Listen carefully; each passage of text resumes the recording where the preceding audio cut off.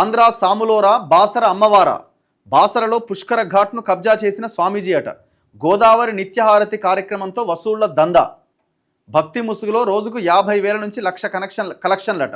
ఉదయం పూట ఘాట్ అద్దెకిస్తూ మరో రకం వ్యాపారం అట. లక్ష్మీ నరసింహస్వామి ఆలయ ధ్వంసంతో ప్రస్థానం.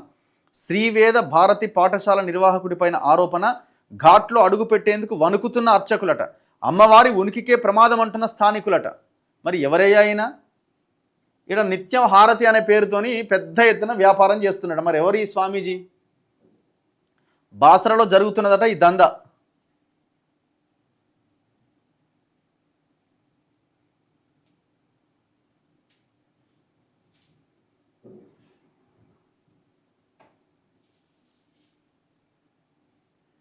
ఈయన పెద్ద మనిషి, ఏం పేరైన పేరు? వేద విద్యానంద గిరి స్వామీజీ అట.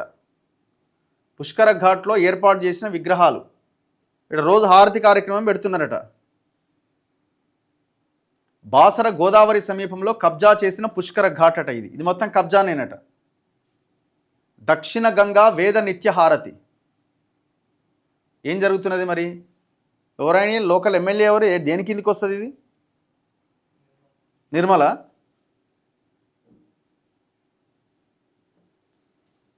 అన్ని కులాల వారికి వేదం నేర్పిస్తా, హైందవ ధర్మాన్ని పెంపొందించడమే నా లక్ష్యం అంటూ పుష్కర కాలం క్రితం పవిత్ర బాసర క్షేత్రంలోకి ఓ ఆంధ్ర స్వామీజీ ఎంటర్ అయిందట. 2011లో శ్రీ వేదభారతి పీఠం పేరుతో ఈ వేద పాఠశాల ప్రారంభించిందట. అన్ని కులాల పిల్లలకు వేదం నేర్పించడం అనేది మంచి విషయమే అని ఆ బాసర గ్రామస్తులంతా ఆయనకు బాసడగా నిలిచిరట. ఇది వ్యాపారంగా మార్చుకున్నాడు. బేసిక్గా ఓన్లీ ఒక కమ్యూనిటీకి సంబంధించిన వాళ్ళే అది నేర్చుకుంటారు, అందరికీ నేర్పిస్తా అంటున్నాడు కదా, హరే మనోడే ఉన్నట్టుంది అనుకొని అందరూ ఆయన్ని ఆహ్వానించిరట. అమ్మవారి క్షేత్రంలో వేద పాఠశాల ఉంటే గుర్తింపు వస్తుంది అని భావించారు. హైందవ ధర్మం పేరు చెప్పగానే హిందూ సంఘాల నాయకులు, రాజకీయ పార్టీల నుంచి పూర్తి సహకారం లభించింది. అందరి మద్దతుతో మొదలైన స్వామీజీ ప్రస్థానం నేడు వ్యవస్థలనే శాసించే స్థాయికి ఎదిగిందట. స్థానిక నాయకులకు స్వామీజీ ఏం చెప్తే అదే వేదంగా మారింది. అదే ఇప్పుడు ఆయన చేతిలో ఆయుధంగా మారింది. బాసర క్షేత్ర ప్రతిష్టను ఆయన మంటగలుపుతున్న అడిగేవారు, అడ్డు చెప్పేవారు లేకుండా పోయారు. బీసీ వేద విద్యార్థుల ప్రాణాలతో చెలగాటమాడుతుంటే పోలీసులు, అధికారులు సైతం ఏమీ చేయలేని పరిస్థితి. ఇప్పుడు ఇది కేసీఆర్ పేపరు. 10 ఏళ్ళుగా ఎవడున్నాడు పవర్లో?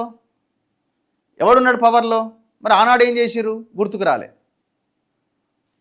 వేద పాఠశాల ముసుగులో గుర్తింపు తెచ్చుకున్న స్వామీజీ సరస్వతి క్షేత్రానికే పెను ప్రమాదంగా మారతారని గోదావరి ఘాట్ను కబ్జా చేసి నిత్యహారతి పేరుతో లక్షల రూపాయల వసూళ్ల దందా చేస్తాడని సరస్వతి అమ్మవారి సన్నిధిలో అనాదిగా వస్తున్న పలకపైన బియ్యంతో చేసే అక్షరాభ్యాసానికి పోటీగా బీజాక్షర విషవృక్షాన్ని నాటుతాడని కలలో కూడా అనుకోలేదని స్థానికులు ఇప్పుడు వాపోతున్నారు.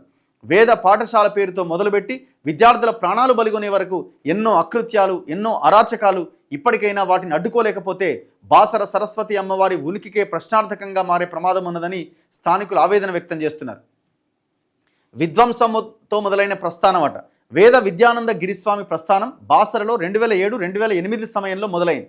ఎక్కడి నుంచి వచ్చారో తెలియదు, కానీ తన శిష్యుడి ద్వారా బాసరలో కొంత భూమిని కొనుగోలు చేసిందట. ఆ భూముల్లో ఓ రాళ్ల గుట్టలో ఉన్న లక్ష్మీ నరసింహస్వామి ఆలయాన్ని సైతం స్వామీజీ తొలగించిందట. అప్పట్లో ఈ అంశాలపైన వరుస వార్తా కథనాలు సైతం వచ్చినాయట. పట్టాభూమి కావడంతో అడ్డుకోలేకపోయామని గ్రామస్తులు అంటున్నారు. ఇలా స్వామీజీ ప్రస్థానం ఒక ఆలయ విధ్వంసంతో మొదలైంది. కొంతకాలం అక్కడే గుడిసె వేసుకున్న స్వామి అన్ని కులాలకు వేద విద్య పేరుతో ప్రచారం మొదలుపెట్టిండు. అలా 2011లో స్వామీజీ వేద పాఠశాల ప్రారంభించిండు. ఏపీ నుంచి, తెలంగాణలోని కొన్ని జిల్లాల నుంచి వివిధ కులాల విద్యార్థులకు పాఠశాలలో చేర్చుకున్నాడు. కొంతకాలం అయిన తర్వాత స్థానికంగా పరిచయాలు పెంచుకున్నాడు. అలా నిజామాబాద్ జిల్లాకు చెందిన ఒక బీజేపీ నాయకుడితో స్వామీజీకి పరిచయం ఏర్పడ్డది. 2015లో గోదావరి పుష్కరాల సమయంలో ఆలయ సమీపంలో పుష్కర ఘాట్లు నిర్మించారు. ఆ సమయంలో గోదావరి పరివాహక ప్రాంతం మొత్తం ఘాట్లు ఏర్పాటు చేశారు. 2017 నవంబర్ 4వ తేదీన తనకు పరిచయమైన బీజేపీ నాయకుడి ప్రోత్సాహంతో స్వామీజీ దక్షిణ గంగా వేద నిత్యహారతి పేరుతో బాసర గోదావరిలో నిత్యహారతి కార్యక్రమాన్ని ప్రారంభించాడు. ఇందుకోసం ఘాట్లోని కొంత భాగాన్ని ఆక్రమించాడు. అది సదరు బీజేపీ నాయకుడి రిసార్ట్ ముందున్న ఘాట్ కావడంతో అందులో ఆ నేత కొంత భూమి ఉందని స్థానికంగా చెప్పుకుంటూ ఘాట్ను కబ్జా చేశారనే ఆరోపణలు వినిపిస్తున్నాయి. ఎవరో మరా బీజేపీ నాయకుడు. ఇప్పుడు ఇక్కడ ఇంకో స్వామీజీ ఉంటాడు ఇదే నిజామాబాద్ నిర్మల్ ఏరియాలో. ఆయన పేరు ఏదో కృష్ణారెడ్డి ఎవరో ఒక స్వామీజీ ఉంటాడు. ఆయన ఎవరంటే ఈయన శిష్యుడు, ఈయన రమణానంద మహర్షి అని ఒక ఆయన ఉంటాడు కదా, ఈ నాగిరెడ్డిపల్లి దగ్గర భువనగిరి దగ్గర ఒక పెద్ద ఆశ్రమం ఉంటుంది, పెద్ద శివ గుడి ఉంటుంది. శివరాత్రి రోజు పెద్ద ఎత్తున అక్కడ జరుగుతూ ఉంటుంది. ఆయన శిష్యుడు, ఆయన ఆడ ఇంకొక దుకాణం పెట్టిండు. ఆయనది పెద్ద కబ్జా భాగవతమే. ఆడ పెద్ద ఎత్తున రియల్ ఎస్టేట్ వ్యాపారం, 3 పూలు 6 కాయలు. అందులో లీడర్లు కూడా ఉన్నారు, లీడర్లు కూడా ఎంటర్ అయ్యారు.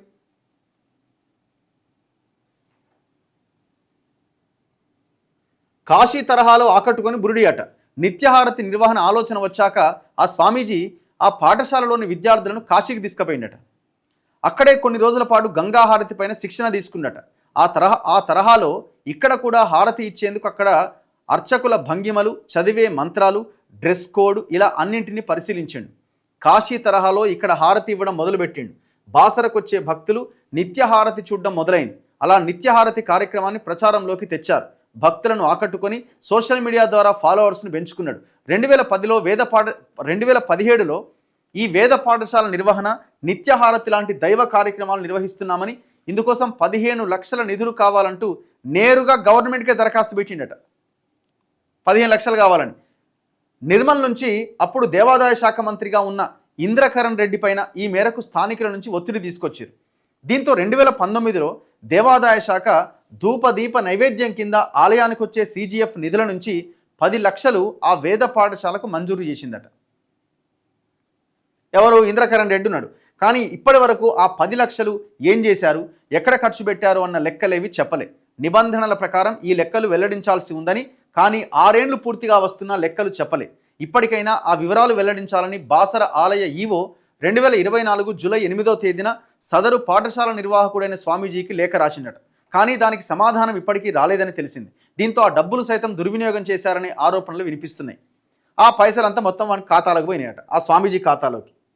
వసూలు చేసిన డబ్బులు ఇన్ని సంవత్సరాలుగా ఎంత మొత్తం వచ్చాయి, ఆ డబ్బులు ఏం చేశారు, ఎక్కడ ఖర్చు పెట్టారు అనే దానిపైన లెక్కాపత్రాలు లేవు. నిబంధనల ప్రకారం నిత్యహారతి వచ్చే ఆదాయం బాసర ఆలయానికి ఇవ్వాలి. కానీ ఇక్కడ ఆలయంతో సంబంధం లేకుండా వసూలు చేసిన డబ్బులన్నీ స్వామీజీకి వెళ్ళిపోతున్నాయి. పుష్కర ఘాట్లో నిత్యహారతిలో వచ్చే ఆదాయమే కాకుండా ఉదయం ఇదే ఘాట్కు అద్దెకిస్తారట. వివిధ జిల్లాల నుంచి వచ్చే అర్చకులు పూజలు చేసుకోవడానికి, అపర కర్మలకు, సంకల్పాలకు, యాగాలకు, హోమాలకు ఘాట్ను ఇచ్చి డబ్బులు వసూలు చేస్తున్నారట. ఇలా పుష్కర ఘాట్ను కబ్జా చేసి విచ్చలవిడిగా డబ్బులు వసూలు చేయడం ఆలయ ఆదాయానికి గండి కొడుతుండడంతో స్థానికుల నుంచి తిరుగుబాటు మొదలైంది. మరి ఇది గవర్నమెంట్ ఇమీడియట్గా టేక్ ఓవర్ చేసేయాలి. గవర్నమెంట్ ల్యాండ్ అన్నప్పుడు ప్రభుత్వ భూమి, ఆలయ పరిధిలోకి ఈ భూమిని తీసుకొచ్చేసేయాలి. స్వామీజీని ఆడి నుంచి ప్రశాంతంగా మంచి బట్టలు ఇచ్చి ఆయన చేతిలో పెట్టి ఆయన ఏ ప్రాంతం అవుతుందో ఆ ప్రాంతంలో దించి వచ్చేయండి. సరే స్వామీజీ కాబట్టి శిక్ష వదిలేద్దామా, మరి లేకపోతే ఆయన తీసుకుపోయి లోపలేయాలన్నా, అది డిసైడ్ చేయాలి గవర్నమెంట్ తొందరగా. దందా చేసే స్వామీజీకే సపోర్ట్ అట. స్వామీజీ నిత్యహారతి దందా, వేద పాఠశాల విద్యార్థులతో చేయించే వెట్టి చాకిరి, బీజాక్షరం పేరుతో చేస్తున్న పనులన్నింటికీ కండారా చూసిన బాసర గ్రామస్తుల్లో కొందరు స్వామీజీ తీరును ప్రశ్నించడం మొదలుపెట్టిరట. ఆలయ ఆదాయానికి గండి కొట్టడం, అనాదిగా వస్తున్న ఆచార సంప్రదాయాలను తప్పుదోవ పట్టించేలా బీజాక్షరం పేరుతో కొత్త రాగం ఎత్తుకోవడం స్థానికంగా తీవ్ర చర్చనీయాంశమైంది. ఈ క్రమంలో విద్యార్థుల మీద దాడులు, ఒకరి మృతితో స్థానికంగా దుమారం రేగిందట. చనిపోయినట్టు ఒక అబ్బాయి. ఈ క్రమంలో విద్యార్థుల మీద దాడులు, ఒకరి మృతితో స్థానికంగా దుమారం రేగింది. దీంతో నిత్యహారతి కార్యక్రమం గ్రామ కమిటీ చేతుల్లోకి వెళ్ళిపోయింది. ఈ నేపథ్యంలో ఆలయం తరపున ప్రతి బుధవారం గోదావరికి హారతి ఇవ్వాలంటూ దేవాదాయ శాఖ నుంచి ఆదేశాలు వచ్చినాయట. దీంతో ప్రతి బుధవారం ఆలయ అర్చకులు గోదావరికి హారతి ఇస్తున్నారు. గత బుధవారం ఆలయం తరపున స్వామీజీ ఆక్రమిత ఘాట్లో పూజారులు హారతి ఇచ్చారు. అధికారుల నుంచి వచ్చిన మౌఖిక ఆదేశాల మేరకు అక్కడ హారతి ఇచ్చినట్టుగా పూజారులు తెలిపారు. దీంతో ఘాట్ ఎక్కడ చేజారిపోతుందో అని భావించిన స్వామీజీ స్థానిక ఎమ్మెల్యేలతో ఈవోకు ఫోన్ చేయించినట. ఈ స్వామీజీల వెనకాల మొత్తం పొలిటికల్ లీడర్లే ఉంటారు. ఎందుకంటే ఇవి పైసల డెన్లు, ఇవన్నీ పైసలు ఎక్కడ నిల్వ చేస్తారంటే ఇట్లాంటి ఆశ్రమాల్లో నిల్వ చేస్తారు. మన దగ్గర కూడా ఉన్నారు హైదరాబాద్లో చుట్టుపక్కల చాలామంది స్వామీజీలు. రియల్ ఎస్టేట్ పైసలన్నీ ఆ డెన్లలో ఉంటాయి.